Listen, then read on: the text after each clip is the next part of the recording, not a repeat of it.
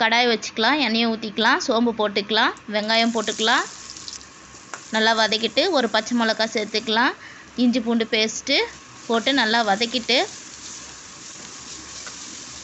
முட்டைக்கோஸு, carrot, capsicum, உப்பு எல்லாம் போட்டு ஒரு கிளறிக்கலாம்.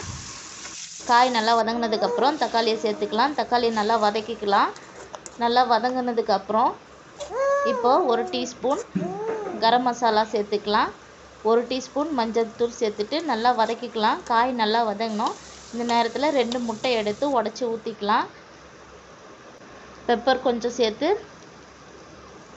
காயும் முட்டையும் நல்லா மிக்ஸ் பண்ணணும். இப்போது புதினா இலையை சேர்த்துக்கலாம். சேர்த்து ஒரு கிளறிட்டு இப்போ இடியாப்பம் எடுத்து கொட்டி கிளற வேண்டியது தான். இடியாப்பம் ஏற்கனவே வெந்ததுனால லோ ஃப்ளேமில் வச்சு 5 மினிட்ஸ் குக் பண்ணால் போதும்.